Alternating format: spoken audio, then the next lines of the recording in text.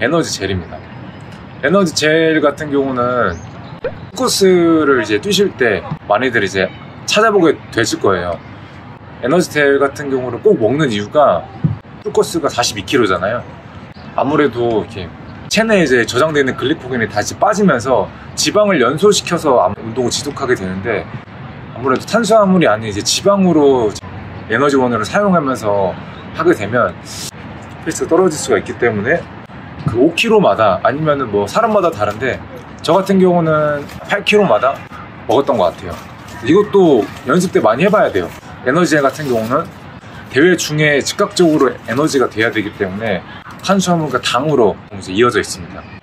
그리고 이거를 이제 쓰는 이유가 아무래도 우리 이제 엘리트 선수들 같은 경우는 스페셜 드링크라고 해가지고 탄수화물이라든지 단당류나 BCAA까지 이렇게 조합을 맞춰서 이제 들어가 있습니다. 5kg마다 그걸 이제 마실 수가 있는데, 우리 같은 경우는 그걸 마실 수가 없어요, 일반 대회에서는. 그렇기 때문에 직접 우리가 들고 뛰어야 되기 때문에 휴대하기가 좋은 에너지 젤을 들고 뛰는 겁니다. 에너지 젤도 뭐가 맞는지, 제품이 자기한테 맞는 게 있고 또 안 맞는 게 있으니까 그것도 직접 이제 연습 때, LSD 훈련 때 또 중요합니다. 다 풀코스 때 다 그 기록으로 연결이 되기 때문에 이것도 하나하나 디테일하게 좀 먹어보는 연습, 물을 먹는 연습, 젤을 먼저 먹고 물을 먹을 것인지 아니면 물을 먼저 먹고 젤을 먹을 것인지 아마 좋은 고민이 될 것 같습니다. 리커버리런입니다. 리커버리런을 언제 해주냐고 하면 그 회복을 하는데 달리기를 한다. 어불성설일 수가 있을 것 같습니다. 저도 처음에 그거에 대해서 좀 웃긴 거예요. 아니, 쉴 거면 확실히 쉬지 왜 달리기를 하지? 전날 인터벌을 통해서 뭐 근력이라든지 그런 게 이제 미세한 파열이 발생할 거 아닙니까? 그럴 때 아예 쉬어주면 되지 왜 굳이 더 찢어지게 리커버리 러닝이라는 달리기를 할까 여쭤보니까 주변 분들한테 낮은 자극에 해당 근육을 사용하는 것이 완전히 쉬는 것보다 조금 더 회복을 하는데 더 좋다고 합니다.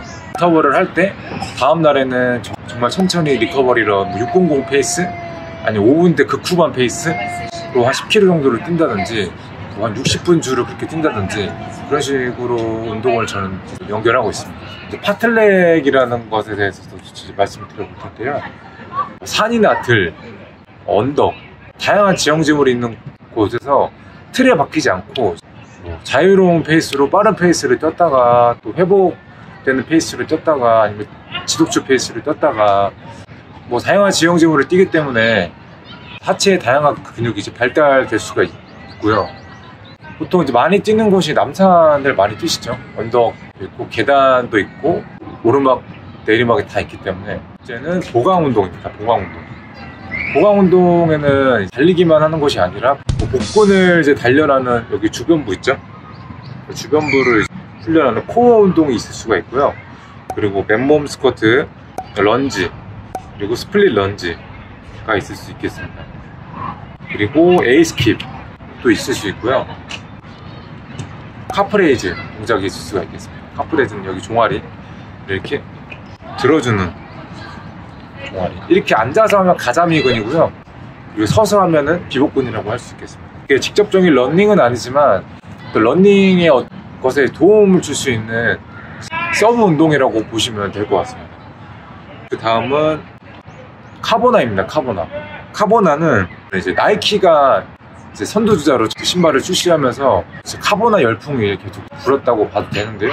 중창에 카본 플레이트가 삽입돼서 반발력을 극대화한 신발이라고 볼 수가 있습니다. 거기에 요즘에는 경량화에 대해서 되게 고민을 많이 해서 여러 브랜드들이 출시를 하기 때문에 요즘에는 진짜 가벼운 신발이고 반발력이 정말 뛰어납니다.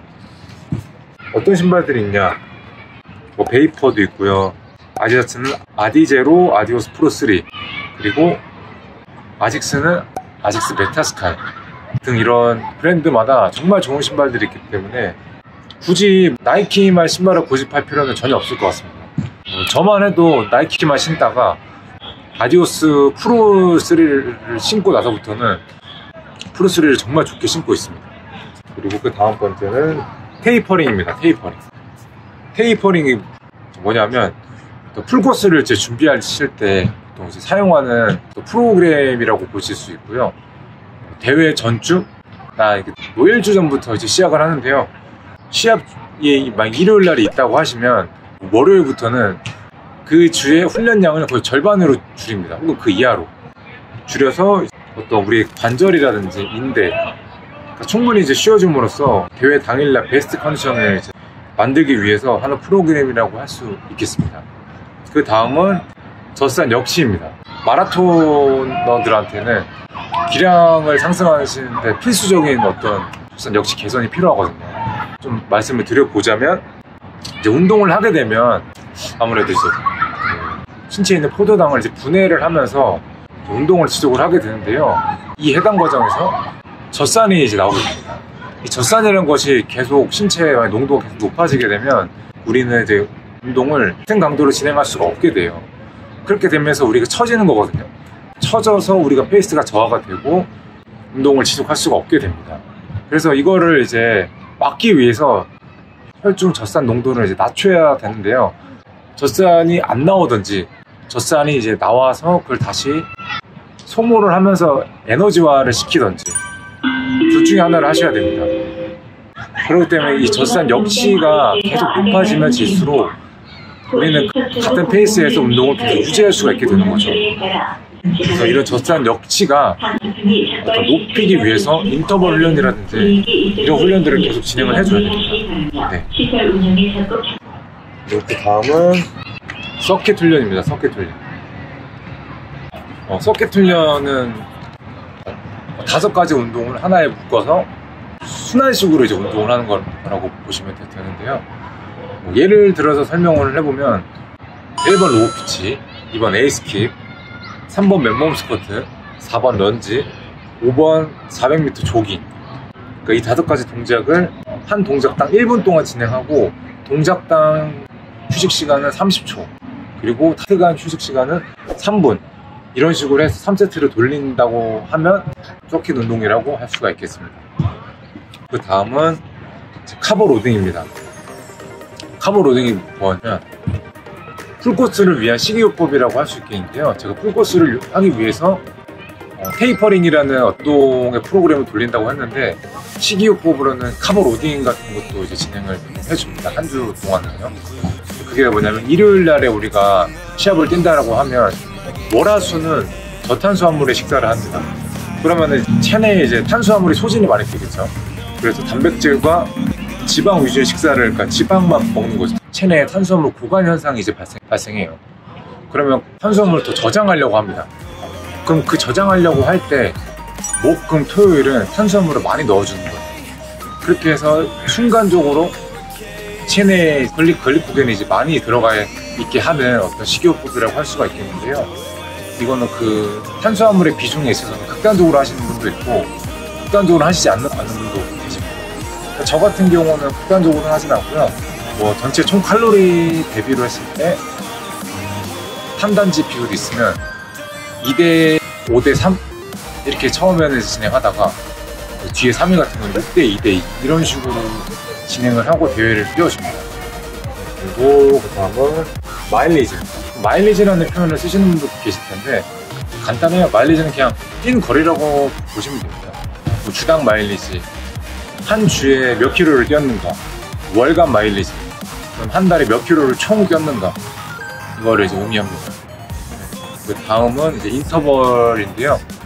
인터벌의 정의는 사실 우리 마라톤의 입장에서 보면 고강도 페이스의 러닝과 저강도의 운동 혹은 휴식을 반복하는 겁니다. 그렇게 해서 젖산 역치를 개선하는 건데요. 휴식을 통해서 빠른 페이스에 대한 적응을 하기 위해서는 필수라고 할 수 있을 것 같습니다. 그 다음은 속근과 지근에 대해서 말씀을 드릴 것 같은데요. 속근 같은 경우는 핀셋근입니다. 핀셋근. 그러니까 사이즈가 되게 커요. 그리고 순간적인 퍼포먼스를 내는 데 이제 좋고요. 지금 같은 경우는 사이즈가 크지 않습니다. 그리고 가늘어요. 그렇지만 지속성이 되게 강하고요. 운동을 계속 연결할 수 있는 어떤 힘을 가지고 있습니다. 그러니까 100m, 200m, 400m 육상 선수들 같은 경우 보면 몸이 엄청 좋습니다. 근육이 엄청 많고요. 그들은 순간적인 퍼포먼스를 내야 되기 때문에 그 사이즈가 되게 크죠. 아무래도 5000m, 1000m 선수들 아니면 뭐 1500m 뭐 그런 선수들을 보게 되면 되게 쉐입이 얇습니다. 그 이유가 운동을 계속 지속을 해야 되거든요. 그게 뭐 1분 만에 끝나는 게 아니라 뭐 30분까지도 1000m 같은 경우는 뭐 세계적인 선수들은 27, 8분을 뛰기 때문에 27, 8분을 유지시켜주는 어떤 그거에 필요한 근육은 아무래도 속근보다 지근이 되겠죠.